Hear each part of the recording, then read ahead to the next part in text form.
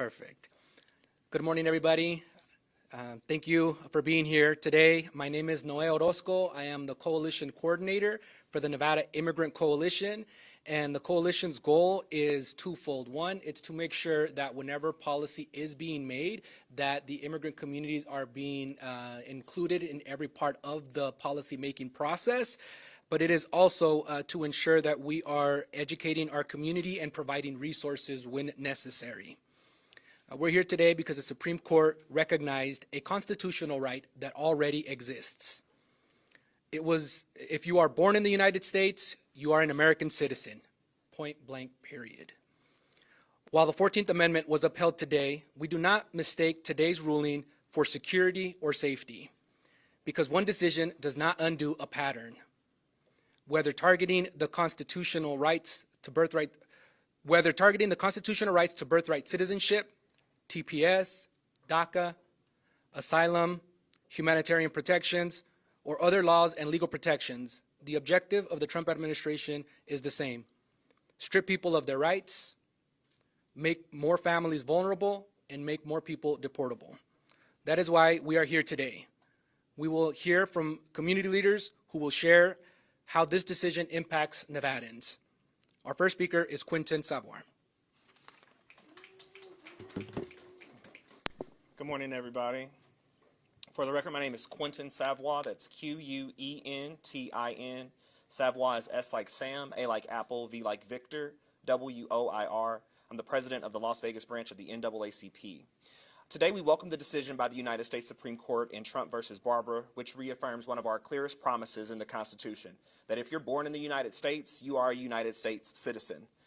Birthright citizenship is not a political talking point. It is rooted in the 14th Amendment, adopted after the Civil War, to ensure that this nation would never again deny citizenship based on race, ancestry, or status.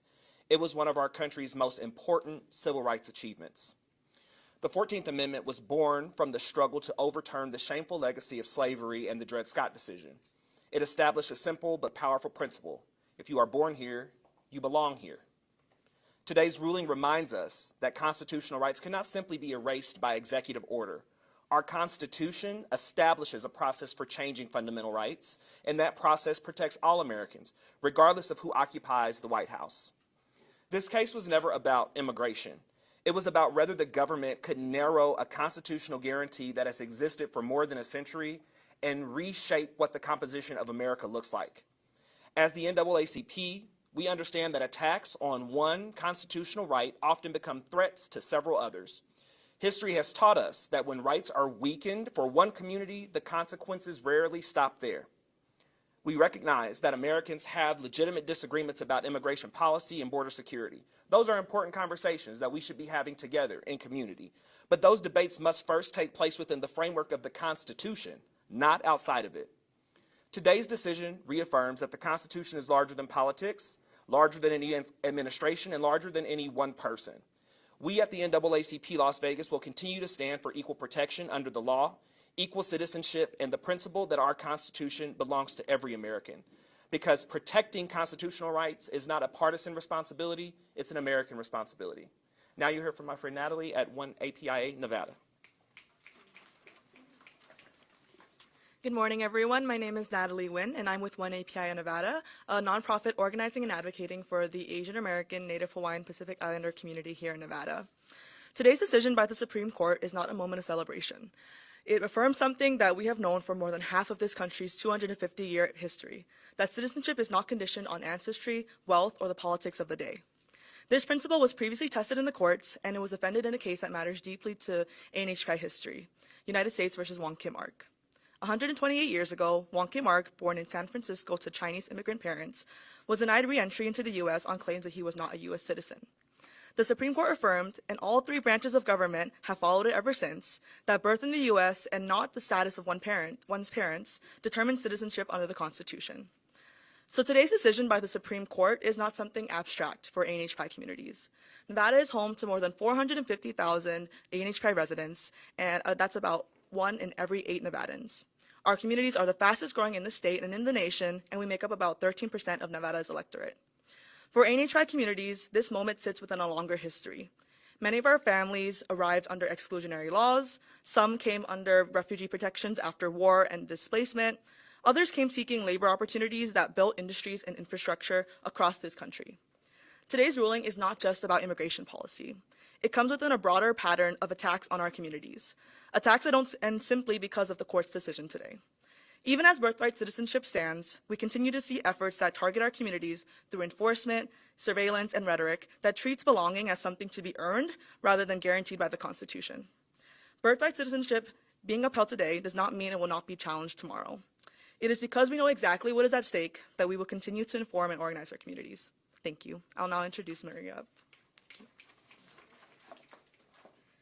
Good morning. My name is Maria Peña. I'm an educator at Desert Pines High School.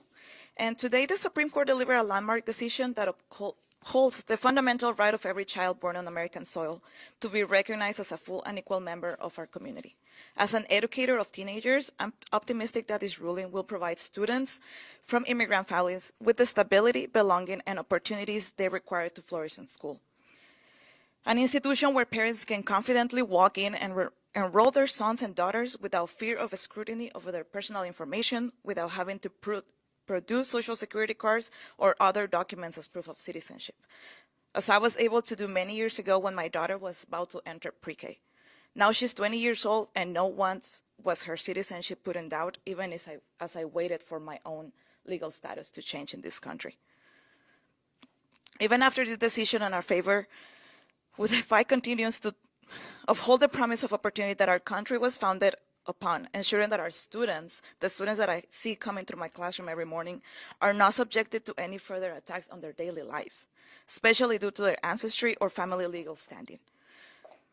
I want to see the faces in the classroom smiling and knowing that I can teach them about civics, teach them that their voice matters, teach them that they will be respected as citizens of this country, and that they will have the right to vote for what will represent them when they reach adulthood. That for many of my students is within a couple of years. By doing so, we can safeguard the quality and protections that enable students to dream, grow, and contribute to the only home a large majority of them have ever known, America. I will now introduce Atar Hasebullah, which is the Executive Director of ACLU of Nevada. Good morning, everyone. First name spelled A-T-H-A-R, last name H-A-S-E-E-B-U-L-L-A-H, Executive Director for the American Civil Liberties Union of Nevada. We are ecstatic by the decision issued this morning by the Supreme Court in Trump v. Barbara. And the reason why is because there has been concern nationwide about whether or not the president has the authority, with one stroke of a pen, to eliminate plain language from our United States Constitution and overrun constitutional provisions as a result. If we simplify this case, this should have been a unanimous decision. There should be no question because the language of the 14th Amendment is clear as day. It doesn't qualify what citizenship looks like. And in fact, if the court were to rule any other way today, it would have been indicia that, in fact, the president does have the ability by way of executive order to undermine the Constitution or to do away with those principles.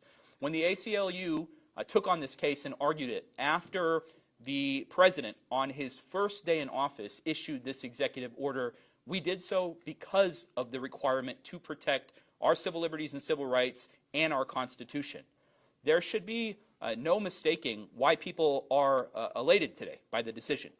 And it's not because the decision is a technical masterpiece. In fact, it's a straightforward decision to see.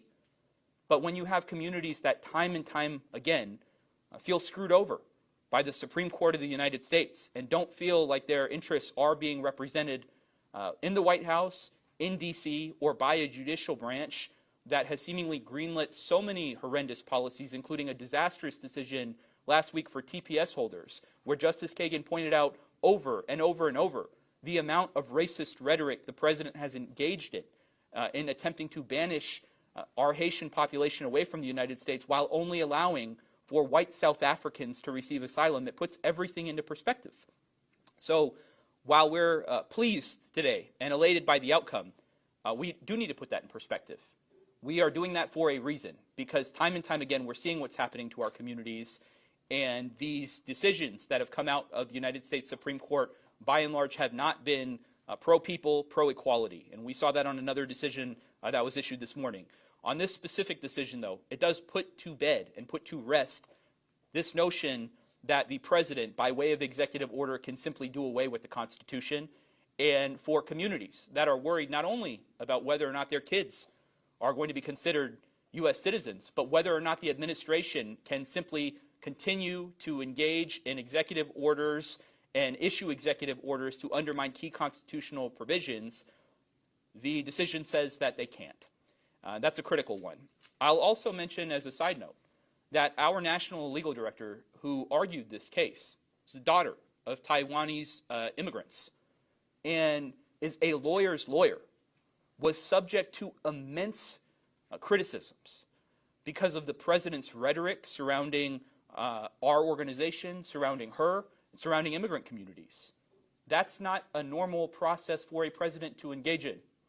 But if there's one decision and one hearing where it was important for the president to appear live, I'm glad he showed up to hear this specific case be argued so he could get a crash course on how the Constitution actually works. With that, I'm going to kick it back to Noe. Thank you, Attar, and I want to thank you, everyone who spoke today and everyone that is here today. Before I do close, I just want to reiterate what Quentin and what Natalie had mentioned in terms of the wake, right, of when the 14th Amendment was established and then what pursued immediately thereafter, all the exclusionary laws. And so we're already seeing that right now, right? The Supreme Court just this morning issued that they're upholding the 14th Amendment, and we're already seeing a lot of discourse happening in social media and in various other platforms for sure. And so one thing that I had mentioned at the very beginning was that the Nevada Immigrant Coalition, we are here to ensure that we are providing accurate information, and if there is any resources that are needed, because what we have been seeing here in Nevada is an increase in ICE activity and our families being detained and kidnapped. So we have resources available as well. And so our coalition will continue to provide this information. We post on our social media platforms that a lot of those resources there. We have our website as well, but on social media, if you were to follow it on Twitter or on X, it's NV Immigrants, and on Facebook, it's the Nevada Immigrant Coalition. That's where you will be able to get access to information and resources, and then with any of our over 20 coalition partners that make up the Nevada Immigrant Coalition. And so with that, we'll take some questions now if there are any. Questions from the media? Any questions, or do folks want to do standalone? Maybe one-on-ones, questions? Okay. I think we're going to end with some kind of Yeah. Okay. Chet, Rico, where you at? All right, Rico is phenomenal at chant, so if you can go ahead and lead us in a chant before we close out. Yeah, absolutely. So we know that the fight is not over. Oh, And Sheila, yeah, come on. Okay. Yeah. we know that this fight is not over. And we know that as Nevadans, we will do everything in our power to protect our democracy. And so when I say, when the 14th Amendment is under attack, what do we do?